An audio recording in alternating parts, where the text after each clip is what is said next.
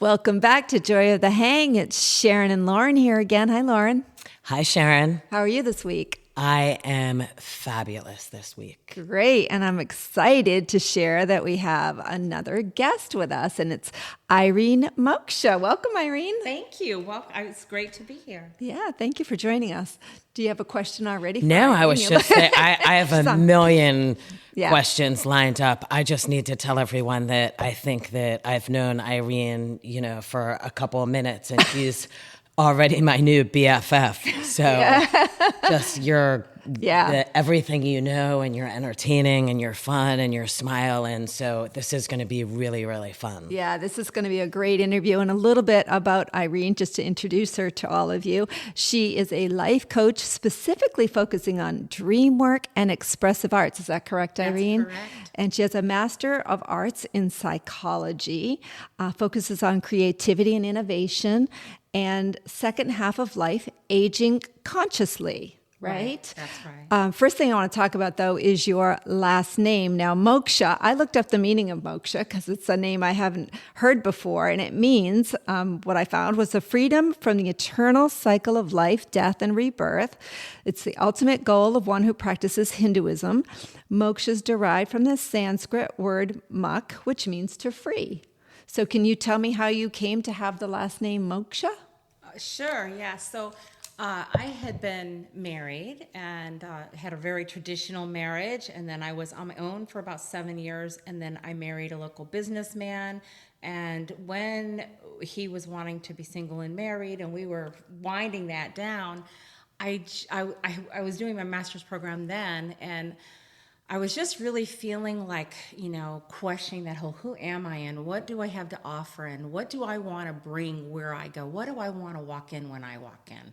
And my name kept coming up because the name is really associated with the old marital views of property ownership.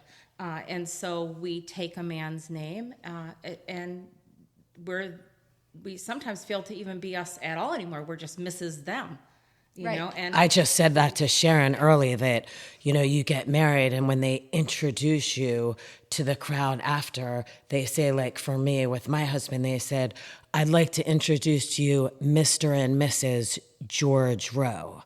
So it's not Lauren and George Rowe, it's Mr. and Mrs. George Rowe. Right. Right. So, and I had really felt that when I married the first time at 25. I probably went through a year of just like, who am I? This is so, it was like, I had just died. I would fail to appear in searches, and so it was a huge life transition. And so I wanted to, coming out of it at the other end, transition it to something that I felt more comfortable with. And I thought about taking my dad's name back, but that was who I had been. And it had been years and years and years. And it wasn't it wasn't saying where I was. And I thought about taking my mom's maiden name, but that's her father too. So I just thought, I'm in my 40s. I'm a big girl. I think I can find my own name. And I was reading this book, and it was called Women Who Run with Wolves. And I was really enjoying it, and I just felt like my name is in this book somewhere. And I opened the book, and I said, this page, my name is on this page. Oh, no way. And there was Moksha, and it just felt right. It felt like an old shoe right away. Wow. And then I looked it up, and it meant, what you had said is it's liberation, and it's also salvation. We have to free ourselves. We have to save ourselves. When you're sitting around waiting for someone else to save, it's not. Everyone comes to something with their perspective. And even best friends, right? You're going to tell a best friend, we're arguing and this and that. That friend is going to get tired of it and tell you, well, get out of that thing. Right? So everyone's got their own perspective they're coming from with their own interest. Not to say people are jerks. People are wonderful and people can be jerks. But they have their own lens that they're coming from. So I just felt like I needed to approach things from my lens. And I had to take responsibility that I can't say, this person did this to me, or this person did that, or they made me feel it. I'm the only one that can make me feel anything, right? So I have to own that and be free from all the stuff I had. Yeah, and when I first met you, it was so powerful for me. I don't know why, it just struck me because I also went through a divorce and ended up keeping my ex-husband's last name more for my children than for me, although it was a cool last name, better than my maiden name.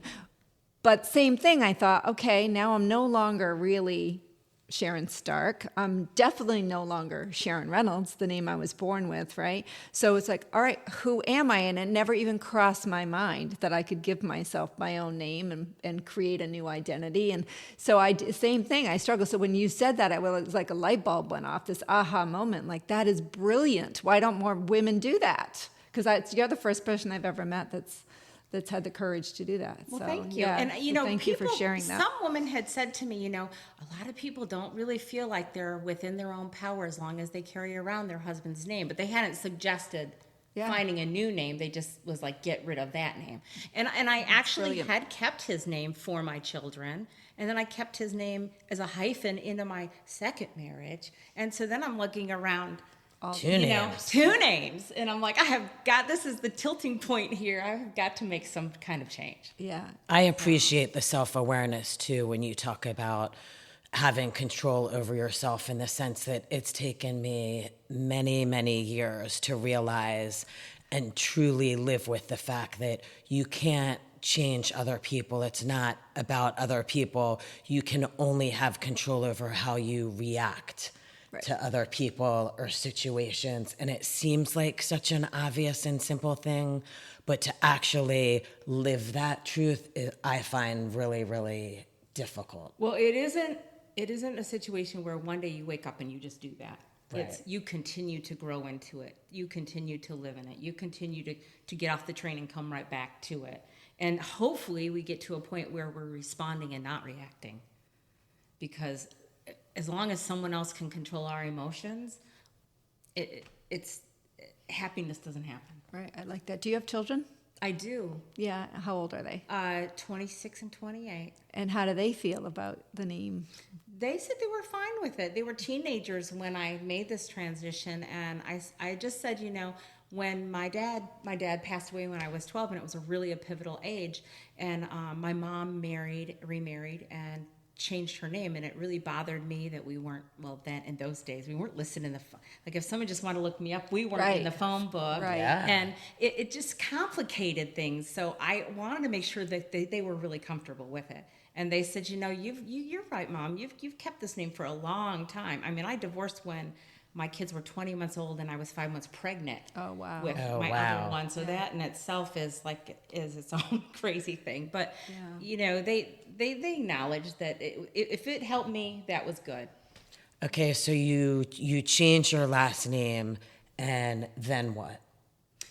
And then I contacted my college and I said, I really want my degree to be in my new name, and I'll send all the paperwork. I changed my passport and I changed my driver's license, and it's actually free. I mean, I'm always a bargain hunter, so for me, it was the time to change my name. The time was ripe.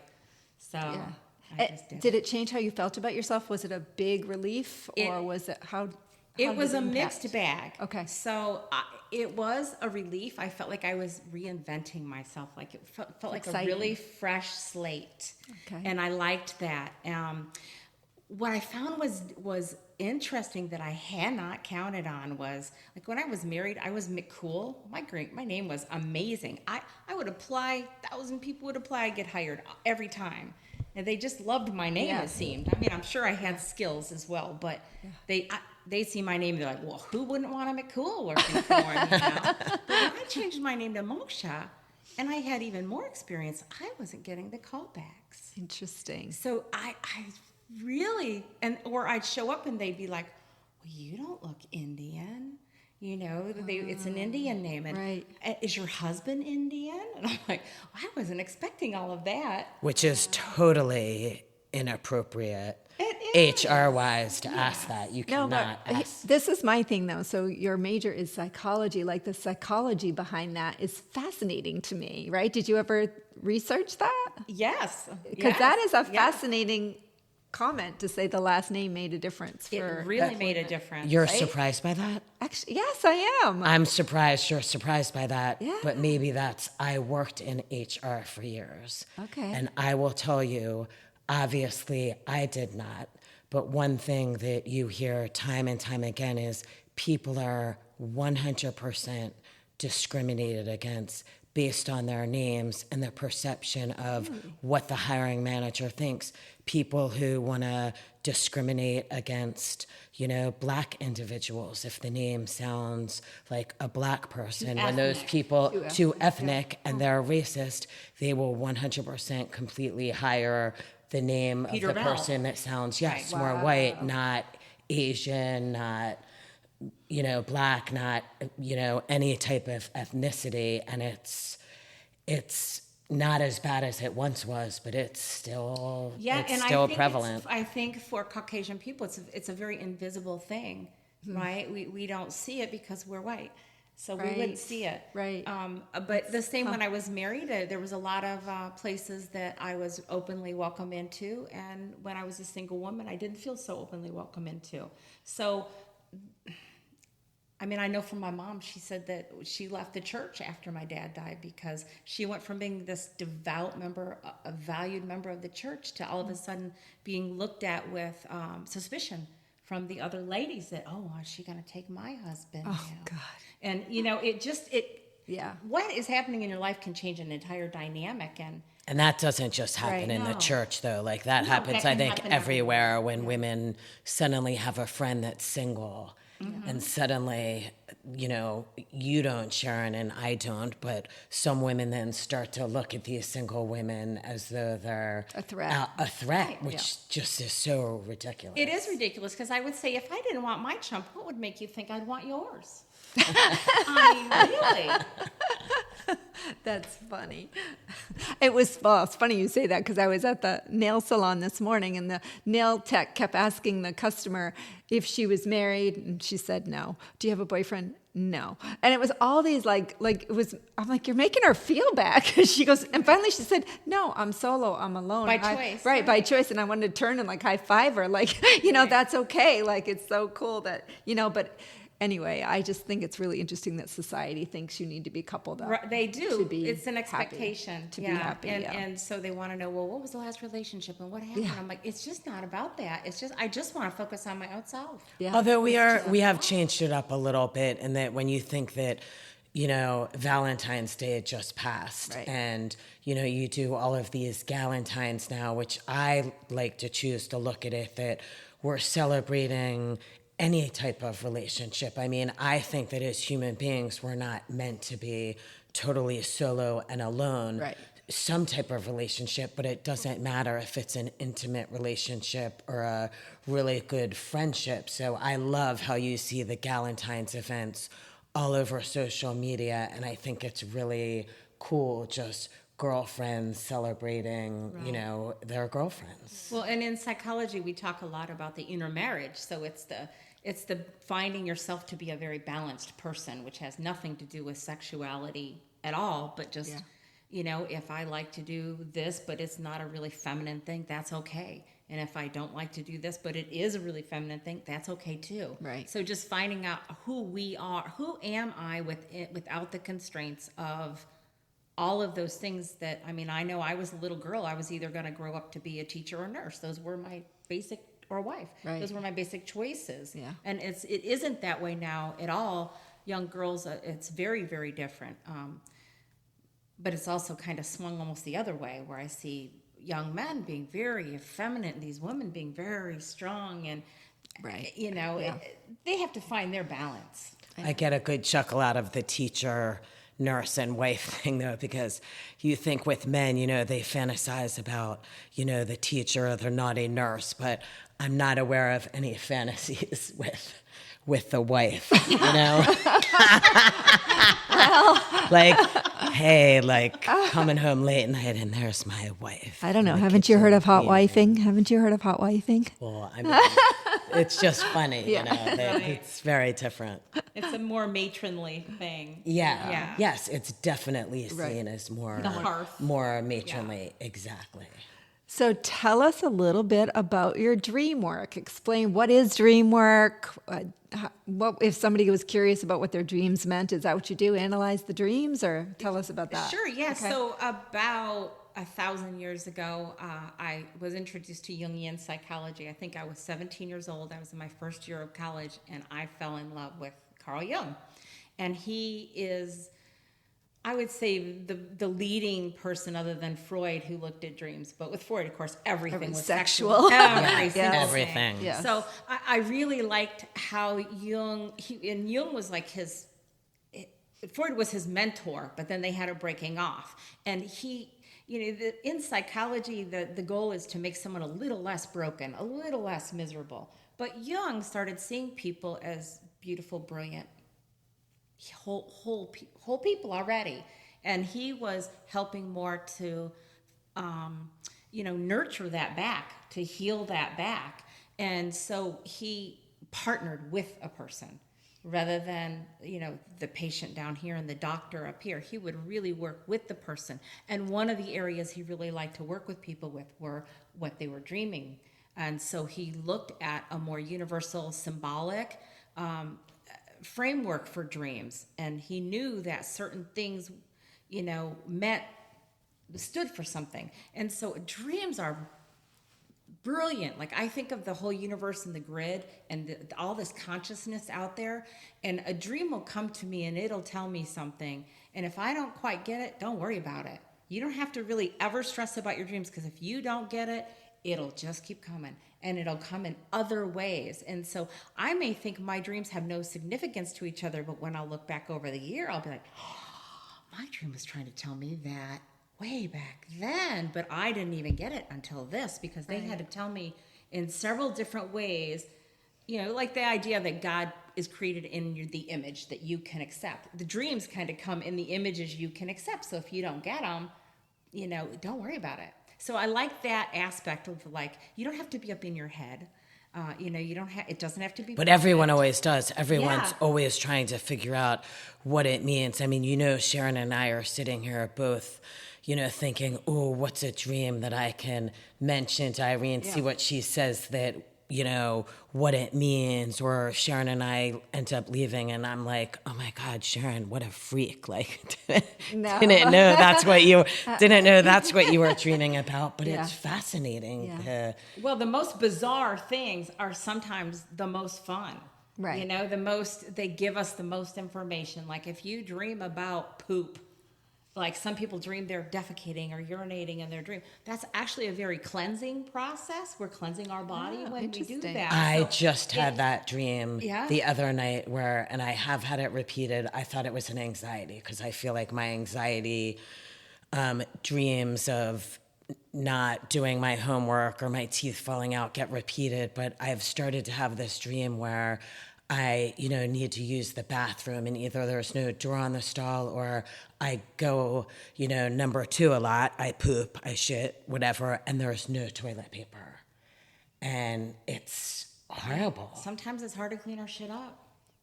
So what would you say life is messy? I would say life is messy, but the poo is all chemical. It's a process, right? We take nourishment in, our body digests what it needs, and it gets the waste out. And so if we're dreaming about that, we're creating something. We're kind of giving birth to something, right? And it's a very healthy dream. It's a very fruitful dream. And I would, if someone were to dream of it, I would just ask a lot of questions, like, what else is going on in your life? So, just try to find out what the context might be of it. Well, it's kind of interesting you say that. Sharon and I just recently started the podcast, and we've talked a lot about 2025 and what our, hopes are for 2025, what we're planning on accomplishing and doing, and, sort of bettering ourselves, growing our podcast, how successful we're going to be. So it definitely is giving, you're giving birth to something brand new. Yeah. And I guess, not to be blunt, but to be perfectly blunt, shit is gold. It is where the gold is. It's the good stuff. Well, that's certainly better than I thought. I was thinking it was some type of humiliating, thing, yeah. Because there you are, you're exposed, you're pooping where everybody can see you, you're not going to be able to wipe, and So I was wondering my mind went right to being humiliated. So when you somehow. share that it's in public, everyone can see you. It's you're very vulnerably sharing your most your most intimate space of yourself. Right. And what are they going to think of it? Although in some ways, that's really freeing. It is. I do not understand how people can go through their entire life pretending to be something they aren't. It's so freeing to be honest about whether it's a job you get fired from, or a friend that doesn't talk to you anymore, or you're having a tough financial situation, or whatever it is. I personally find it very freeing to be very open about things and wear my heart on my sleeve. I know that's not for other people, but I find it freeing. Right. Well, nothing bad grows in the sunshine. Right. So I'm all about being transparent as well. At the same time, not everyone who says they're your friend are your friend. And not everything should be shared with everyone because they don't have the ability to hold it in a respectful way. Right. So I can see both sides to that. Yeah. Right. But it does come to a point where it's such a burden to hold who we are in. It just wants to come forward. Yeah. Yeah.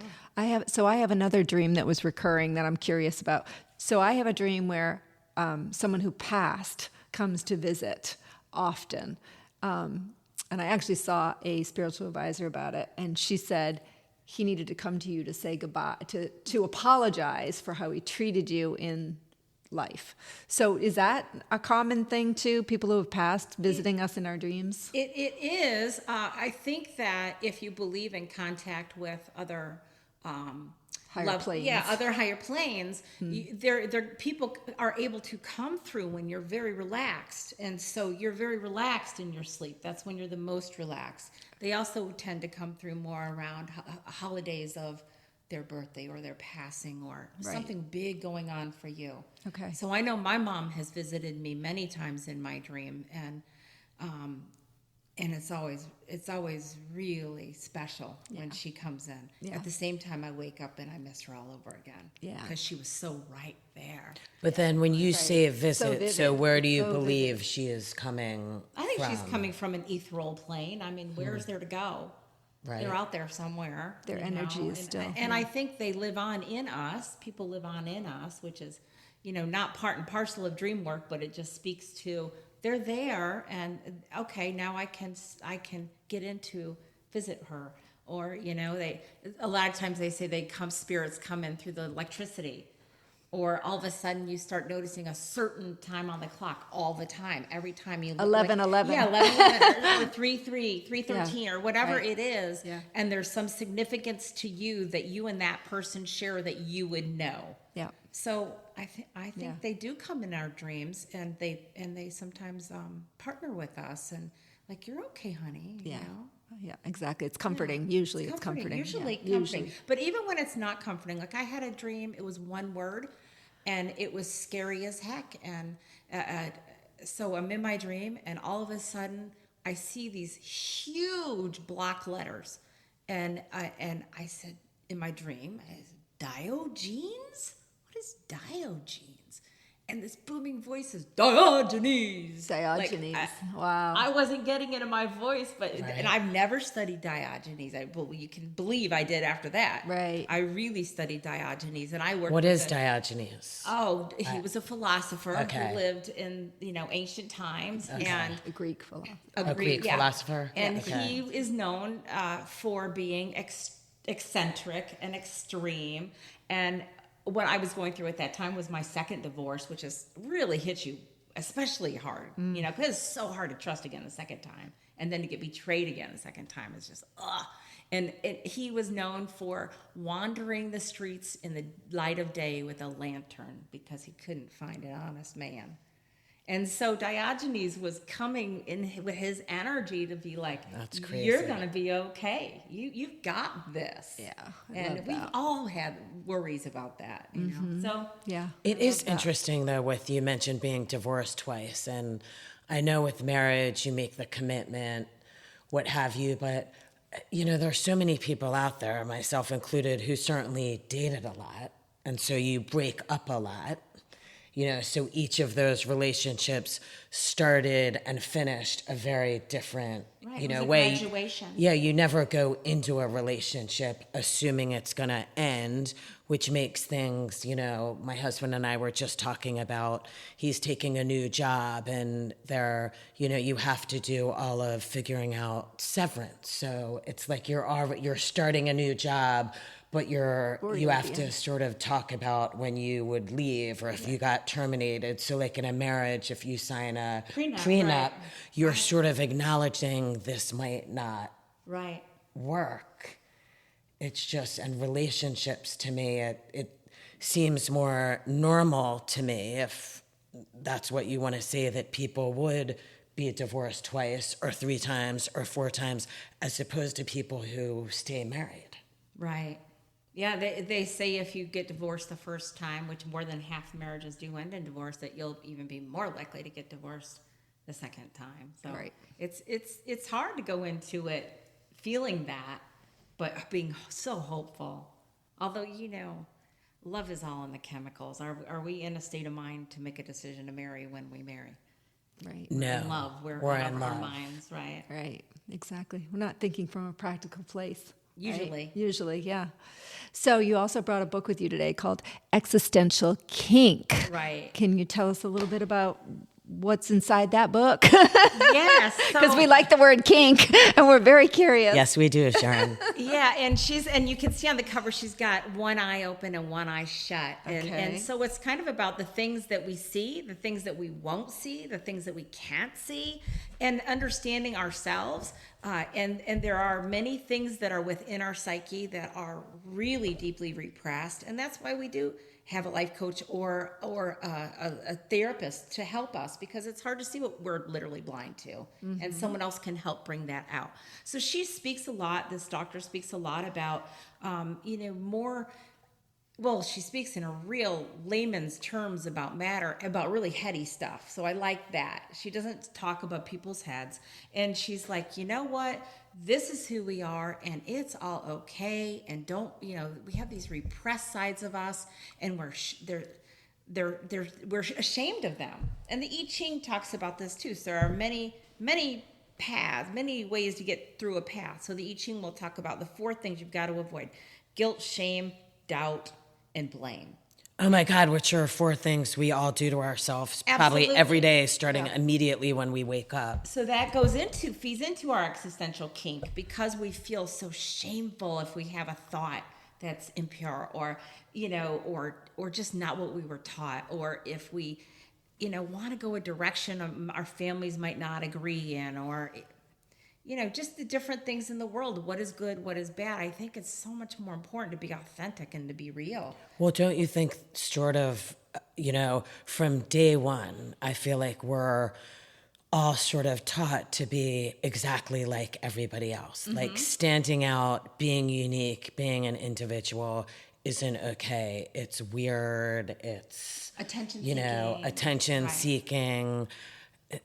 And I was saying earlier to Sharon when we were talking about this and, thinking about this book and talking Jew, I immediately think of myself right away, say with fashion, and I certainly don't look like anybody else, and it's unique and different, but it's me. It's how I express myself. It's your statement. Yeah. It's my statement, and it's your legacy.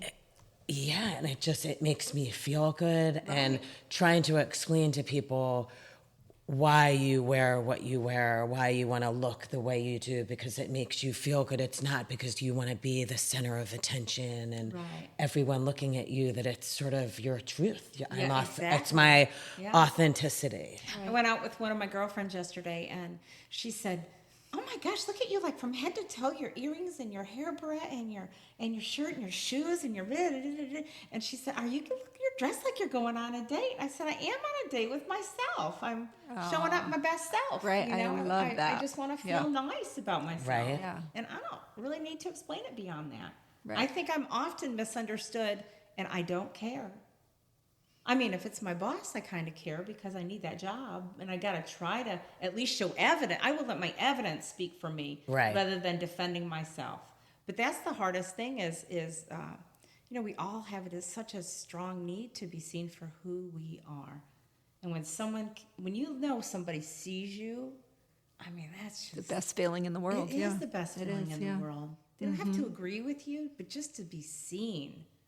You see me, because people see you through their lens. They see who they need you to be, and then they get mad when you aren't who they need you to be. I think it's when people see you and hear you. Yes, Being it's so heard, powerful. seen and heard are the two things. Well, don't you think, though, a lot of us have a fear of that, if somebody really sees me, I have a wonderful, wonderful relationship of 26 years with my husband. We've been together 30 years. But there are certain parts of me that I think like, oh, he doesn't really see me, because if he really saw me, he wouldn't, love me as much as he does. So there's it's a lot scary. of emotion coming up for you. Yeah, it's scary. It's scary. Like, Right. or with friends, like all of us want to be liked and we want to have friends. And Sharon and I talk about how it hurts to not be invited to the party. I mean, Jesus Christ, even when it's someone you don't particularly like, they have a party and you're not invited. It hurts. Yeah. It hurts. But I'll speak for myself. I have this fear all the time of people sort of like really seeing and then not, liking what they see. Yeah, that's the vulnerable place. Yeah, it's hard to be vulnerable. It is really hard, because if you put on a face for somebody and they don't like it, well, they just didn't like that face. But when you really Right. let them in and you let them see who you are, and they don't like you. And I do think I'm authentic, but I feel that people's impression of me when I walk in a room is, oh, she has everything together. She's really confident. I mean, clearly I'm confident enough to wear the clothing I wear, but there's so much more to it than that. Yeah, of course. Yeah. But it's interesting you say that too, because I felt that way when I went to the fashion show in New York. I felt like I had to call a girlfriend and get the courage to go, because I felt like I don't belong there. I shouldn't go there. What am I thinking? Why am I walking into this room with all these fashionable people, And so I go back to that little girl inside who grew up with nothing and who, lived in hand-me-downs, right? Like grew up with So did I. right? So yeah, so you go back to that little girl that was living in that little trailer, and you're like, okay, I don't have the confidence to walk in a room in New York with some of the, best of the best, right? And so she just said, you know what? Don't let it bother you. Go wear what you want to wear. Go and just show up and enjoy yourself. Like, forget about all the other stuff. And I did, and I had a really good time. But I really needed to be talked through it, Right. To show up, talk off the ledge. yeah. But it just to helps show when up. it helps when someone says it to you, or if you repeat it to yourself. I love, for so many reasons, the book and the movie The Help. Yeah. But one of my favorite parts is when the main actress in it, Viola Davis, makes the little girl repeat to herself, I is loved, I is important, the statements. And when I think of it, I try and remind myself, force yourself to get up in morning, look at yourself in the mirror and Love yourself. and love yourself. Yeah. Yeah, I'm not where I would like to be, but I'm certainly a long way from where I was. Right. And I just have to be okay in that place and make a plan to do something different if I need to. Yeah. So I think life gives experiences to make us better, and we have to determine if we're going to let it make us bitter or better. Right. Right. Oh, I like that. Bitter Is it or going to better? make I us like that. bitter or better? I'm going to continually repeat that to myself because... Yeah, and I felt like going to that show was a growth opportunity for me, Yes. right? It was like, okay, here I am. I'm able to do this alone, which was huge for me. I hate going places alone. So to be able to step into a room alone and talk to strangers, like that was a big deal for me. At the same So time, was it a really big helps growth. to have a wingman. Right? Right? So if I go somewhere and yeah. I am I'm not nearly as chatty as if I have someone Right. who knows I'm okay and they can kind of vouch for me. Right. Right. It does help. It does help, but yeah, definitely the connection. So that's a cool book. So it's called Existential Kink, and it's by Dr. Carolyn Elliott. Yeah, and I like the statement on the front that it says, a method for getting what you want by getting off on what you don't. Oh, I like that a lot. So it's just swimming in it, dancing in it, and then you just get good and sick of it. and move on. Oh, I like that. And it doesn't have power over you any longer. Sounds very healing. So tell me about sex dreams. What happens if we have a sex dream with, let's see, we talked about a fantasy on one of our last recent podcasts about a woman who wanted to have sex with her friend's brother. Yes, and I think after Sharon read it, I was confused. I was like, I think I need a cigarette, and it was a very hot pretty fantasy. intense. Having sex with your friend's brother is really no big There's deal. no big deal, when right? you want to have sex with your own brother now, you probably need to have a conversation. When you're dreaming about that could be a problem. So I think, again, there's nothing wrong with sex. Sex isn't good, it isn't dirty, it isn't bad. It's whatever we make of it. It's making love. It's sharing intimacy and emotion with somebody. Even if it's just a physical act, it feels pretty freaking good. But if you're having a weird dream about it, like in a strange place or with somebody that you shouldn't be dreaming it's about what we're creating. Okay. Yeah, so it's creating something new. Okay. And what we want to, maybe we want to have something new in our lives. Okay, interesting. I mean, I can't say a generic, it means this. Right, I always have to, when we do dream groups, we dig deeper. We talk about what else is going on in life, what else was in the dream, the time frame. We have them repeat the dream as if it's happening right now. Okay. So you just said when you do dream groups, does that mean you have workshops or something that people can go to? Usually I have them. I have had them historically through the Young Society of Sarasota. Okay. And then I facilitate for them. And we take it and it becomes, instead of one person's dream, we find it becomes a community cauldron that we're all working on very similar issues. Yeah. It's really incredible. And when you get the people that are involved, 8 to 12 people, and you start looking at it, you're like, wow, this person's dream has just healed me. And now I've had 4 dreams based on that dream. Now, wait, so how could someone's dream, in a way, heal you? I'm intrigued by that. Because we all go through kind of similar situations. Okay. And so how someone's going through, coping through a situation and moving through it, and it's really raw to share your dreams. It is. And so we get this very safe container, and we may find that we're going through really similar. I don't think people are brought together by chance or accident. I think if you're called to Dreamwork, there's a reason you're being called to Dreamwork.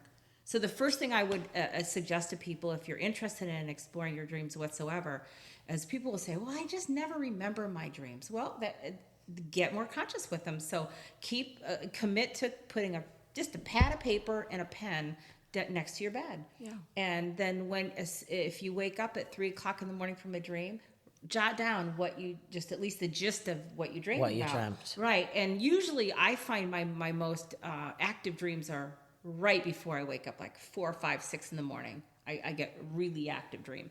And so just to start writing it down, even if it's one word or a color or a feeling, and then the more that happens, within a week or two, it kind of snowballs, and we realize we're remembering a whole lot more, and they're vivid. And then some people can get to the point where they can go back in their dreams. We were talking about that, being a witness observer and feeling very empowered to go back and change an outcome. That's really a big part of dream work. Some people don't dream in color; they only dream in black and white. Does everybody dream? I believe everybody dreams, unless you're knocking yourself unconscious with something, drugs, with sleep medicine, which some people need to do because they just can't sleep. But, if you set the intention, I am going to go to sleep, I am going to dream, you usually will. I love this topic. I feel like we could talk all day because I have the worst nightmares and I'll wake up crying. I'll scream. Scott will have to shake me and hold me and he'll be like, it's okay, you're here. And I'll just be sobbing. And Sharon, I do that too. I wake up, I repeat it a lot because Gabby will kind of tease me a little in the morning. A lot of times when I'm having the same nightmare, I can't, nobody can hear me. So Gabby ends up hearing me saying, help. Yeah. Help. Mm-hmm. And I'm trying to shout it, but I can't. Right. So even in my sleep, I'm barely able to say the words, but he can hear me saying, help. Yeah. Help. And I know. I'm clearly terrified. And I have that. And I think it's fascinating to figure out what's going on, why you're doing it. And I do feel like they end up happening in cycles, in that I'll go through and when I remember them, I feel like, okay, for one whole week, I keep having sexual dreams. And then, the next week, they're all where I'm, waking up asking for help. And then running for your life. Yeah, and running for my life. And then, but I feel like they don't seem so random to me. I don't feel like, one night I'm dreaming about sex and the next night I'm terrified. They seem to be very similar over periods of time. Yeah, I'll have that as well, where sometimes I'll just have a whole lot of sex dreams and I'm not having any sex in my waking life. But boy, my nightlife is sure Your fun. nightlife is fun. Yeah. We go through different things, and I think just don't judge them. That would be my theme today. No shame, no blame, no guilt, no doubt. I like that. No shame, no blame, no guilt, no doubt. We've got that. That's awesome. So tell us a little bit more about expressive arts. What does that mean for you exactly? So expressive arts are, it's the creativity of working with different modalities, but more for the purpose of expression rather than for creating something beautiful.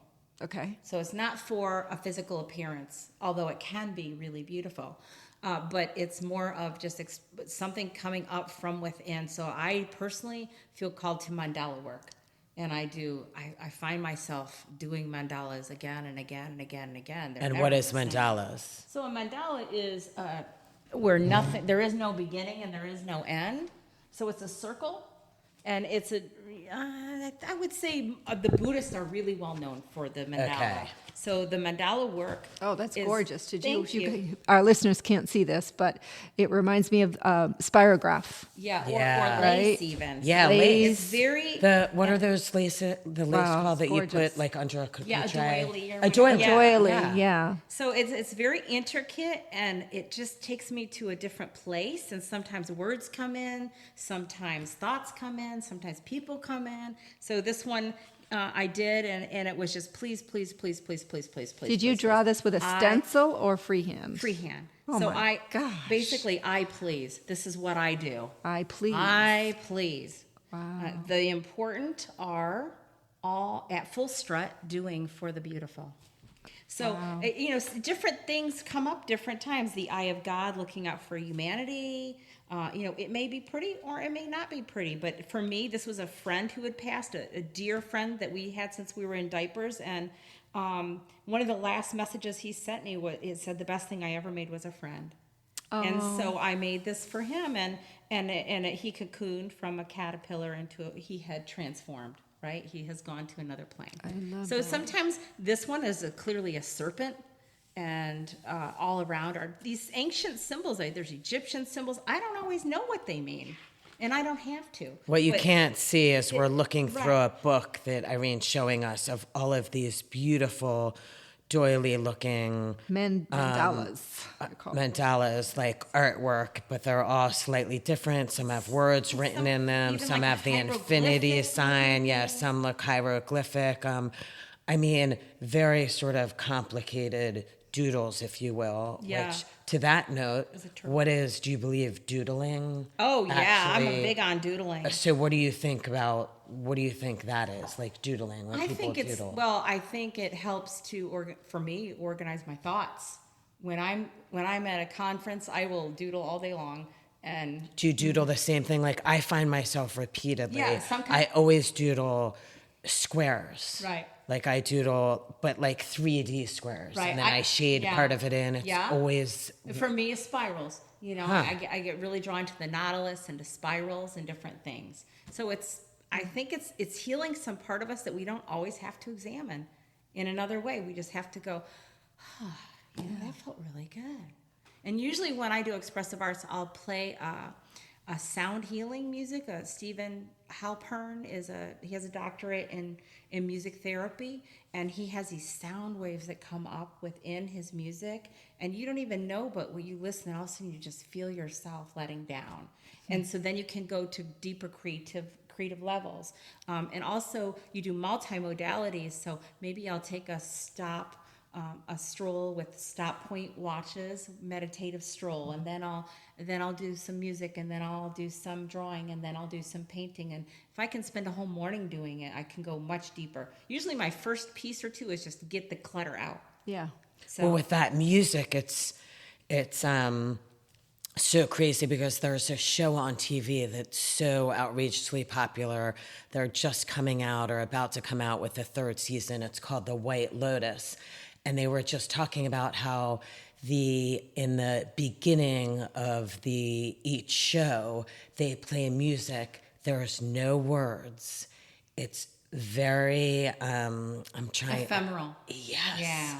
And they're saying that they found that what this evokes in people who are watching and listening before the episode starts, it puts them in this state of preparing for what's to come. It was crazy. Right. So for you to talk about this now, and at first I thought, well, why, what? It has no words. Why don't, the old shows, you think of Friends, and obviously that had words. Cheers had words. But this White Lotus show is so thought-evoking, and this music that brings you into each episode has no words. Yeah, it's kind of a dark comedy, that show, Yeah. right? So, yeah.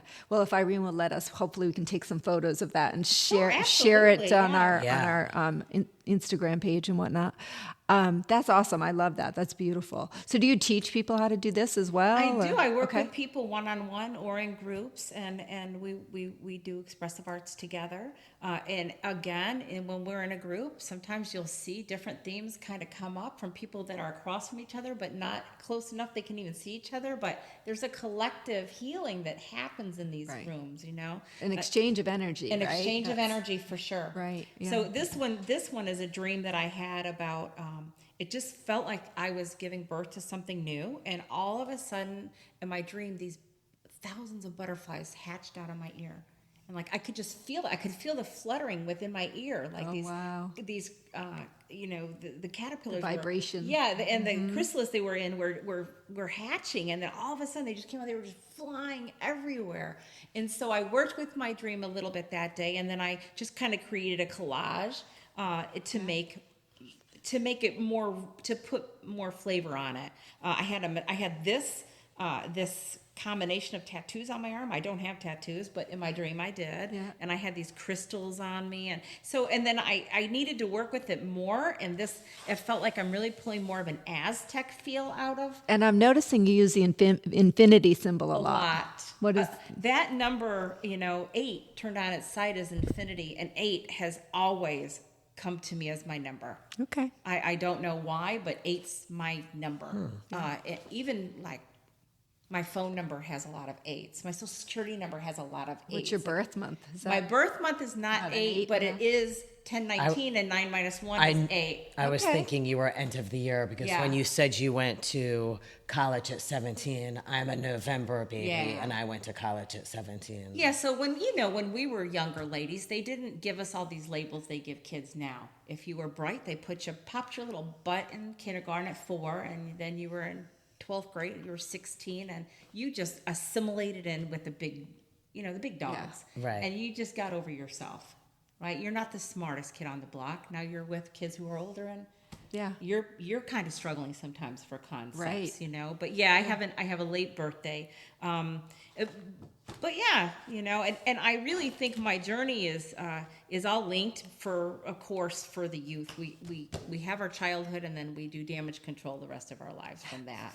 And, it's so true, isn't it? It is. It's so true. It is. Yeah. So I have, very young. So what do they say? The first 5 years, 7 years are the most important or formative years? The first 5 years are really foundational. The first 2 are super important that's where we come in with trust versus mistrust.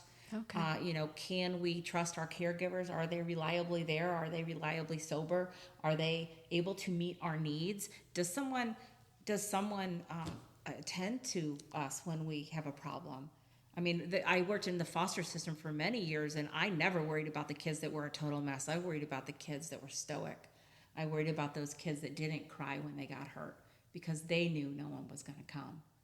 So, there are different ways that we're affected, and 10 people can go through the exact same situation and be completely affected. Well, case in very point, differently. siblings. Siblings, And I've absolutely. thought to a degree, I mean, certainly your environment can change you, but I do believe that the moment you are born, The tempo. yes, you're Yeah. wired a certain way. You know, I was wired very differently than my twin sister to sort of be reactive and challenge everything and push buttons and poke the bear. And, you know, she was never wired that way.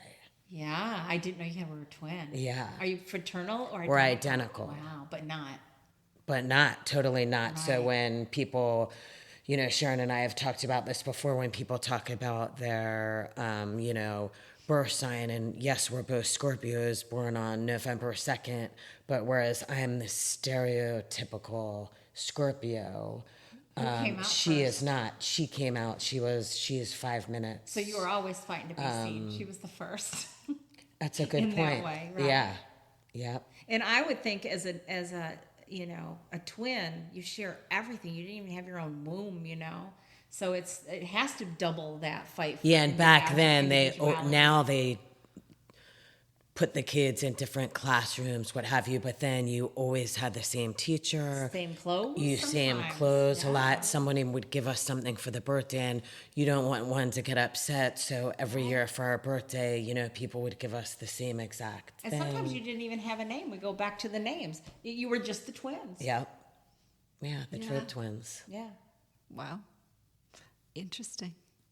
So You're a whole psychological thing on your own over there, girl. I know, right? we all are. I know we all are, but you've got double. But we're all double- trying yeah. to, you know, I try and learn from my mistakes and make myself better. I mean, I've been very blunt and direct with my kids saying, you don't become a parent or become a certain age and stop fucking up and making mistakes. You just hope that you learn from Yeah. them.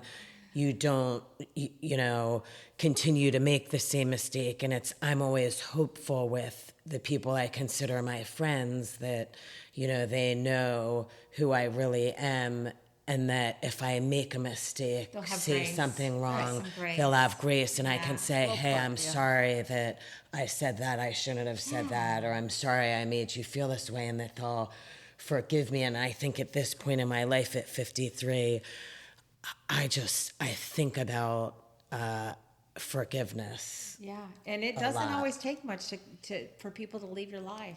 It takes surprisingly little sometimes, Very little. and that's always just floors me because I love people so hard when I love them, and there's not much they could do to change that, and I don't find that's always returned. It's very rare. Yeah, It's it is. very rare. So I also want to talk about you focus on the second half of life, aging consciously. What do you mean by aging consciously? Okay, so that looks like saging rather than aging. Saging. Okay, Saging. I like So that word. What I find is that people get older and they check out. They stop getting excited about life. They stop finding the miracles. They stop thinking things feel magical. They just get numb, and they can't hear. Sometimes they can't hear anymore, Right. and that's very isolating. And then they know that affects your cognitive function tremendously, and they just start checking out, and that's it. And then they end up. I mean, there is a healthy point to it that when you leave the world, you don't want to be so attached to it. You know, I mean, we spend our first half of our life acquiring and our next half of our life releasing. Interesting. You know, and so I am looking at the next half of life, and I want to be the wise woman. I want to be the crone. I don't want to care as much about my physical vainness. Right. I want a Deeper connection with myself Right. and with other people, and if it's Yeah. just with my darn dog, you know, I want to be real with the people, the beings I spend time with. I want both, though. I said that to Sharon. I want to have these deeper connections. It's so important to me. I have a need to just connect with lots of people. I love to meet new people, make new friends, but I also have a very, deep need to fight the aging process. Yeah, And well, I do too. Don't get me wrong. Yeah. I mean, I'm not above. I wish I don't tell people my age. My twin sister and my 1 year older sister do not. And I look at it like, I think, wow, their lives must be so much easier or less stressful or more, I don't know, just better in that they don't focus on the aging process. So I do beat myself up for that, thinking, oh, neither of them, have the vanity that I have. It makes them so much better than I am. I recently had a friend come into town, and she's from a really small town, like in between Gainesville and Orlando. There's not a whole lot there. And she was shell-shocked. I took her to the Van Wezel, and she had grown up in this area, but she'd moved away, and she just said, she looked at all the people at the Van Wezel, and she said, these people are so well preserved. They are aging well. Yeah. People care about them. They care about themselves. Right. I need to step up my game. Yeah. Now it's interesting. She said care about themselves because right. I guess, we're sort of taught it's such a double-edged sword for women, and we're on one hand taught that our value comes very much so from how we're perceived and how we look, our physical appearance. Right. But then on the other hand, we're told that if you place importance on that, how you look, wearing your makeup, blah, blah, blah, it's fleeting and you're selfish and self-absorbed. And you'll have an empty, older life. Yeah. But I think there can be a mix. I just don't want to put all of my emphasis on chasing something. Right. I was I don't know if that sounds vain to say, I was a very beautiful younger woman. You're still very pretty. Well, thank you. You are. But I stopped people in their tracks, and people would just give me what I wanted, basically, just for being me. It was lovely, and that doesn't happen now so much. So I used to get, my God, you got a great ass, and now I get, you're a really good conversationalist. Thanks. I don't know. I noticed your ass, Irene. I'm just saying. I didn't notice your ass. I just noticed your boots when you walked in. I love your boots. She's another boots girl. I know. We have 2 boots girls in the house. Guess which one's not wearing boots? Yeah, but you have lovely I do have cute wedges. gold wedges on. Really yeah. nice. Yes. Very tasteful. Thank you. I think too, though, we need to determine our own value and not let other people determine our value. Absolutely. So that's really, really important that we decide what's important to us. And strong women, there's a saying, we're not real well behaved. So we become a little bit inconvenient. Yeah. And, there is a point where women can become invisible. I had a boss tell me that at one time. She was 60, and I said to her, do you date? And she said, I don't date. I said, why? And she said, because all the guys my age want girls your age. You know who wants me? 80-year-olds. Right. And then they want me to change their diapers. And you know what I mean? She said 60-year-old women are invisible. And it really, I hadn't thought about it. And I started looking around and noticing that she wasn't wrong altogether. Right. Yeah. Oh, I agree that it does come to be an age where you peak, right? Yeah. For dating. But I feel like we should be okay being alone too. Absolutely. Right? Like you are, like you were saying, like there's a lot to be said about that too. Like I think that's a really powerful place to be. You can make your own decisions. And it is, but you want it to be on your terms, by your choice. Right. You don't want to be alone because nobody else wants to be with you. But I think if you have that mindset though too, that she's invisible. You can't have that mindset because the minute you have that mindset, you are invisible. You are, right? I mean, that's just, you have to be like, no, everybody wants me, and then that will attract what you want, right? If you want someone. When you walk into a room, there is a presence. Yeah. Or there isn't. Yeah, I believe in the whole vibration thing. Yeah. Like what you send out, you get back. Like people can feel the That's right. And vibrations. People, even if they don't see you and they don't get you or they don't want to get you, they're maybe committed to not getting you. Don't put yourself on discount just because they do. I love that saying. Don't put yourself on discount. I love that. Fabulous. Yeah. Line. That Write needs that to down. Be on a T-shirt. I need to put that on a trucker Highlight hat. it. On your trucker hat. It Today it says. My trucker hat today says what, Sharon? Pretty good at bad decisions. And she's wearing another Hooters sweatshirt. Yep. Yes, I am. Looking foxy with her shoulders showing. her shoulders showing and her cut off jeans. Jennifer Beal. Yes, Flash dance. and Flash Yeah. dance look. I loved that movie. Totally Jennifer Beal and vibes. her knee-high, shiny silver stud bedazzled cowboy boots. Oh, everything Gorge. is better when High it's heel. bedazzled. It is. That must be your license plate out there. That's all bedazzled. No, actually, it's No. mine. That's Sharon's, It's yeah. actually mine. I was admiring that on my way in. Show up big, you know. That's right. Right. That's right. Well, I love that. Dolly Parton was told early in her career that she needed to tone it down. And she said right away, what? Not gonna happen. Not going to happen. In fact, I think I need to tone it up. Dial it up. dial it up. a And she couple came from a notches. real impoverished Yeah, she beginning. did. And Yeah. boy, she's still really grounded, and she's really an amazing woman. She helps a lot So of grounded.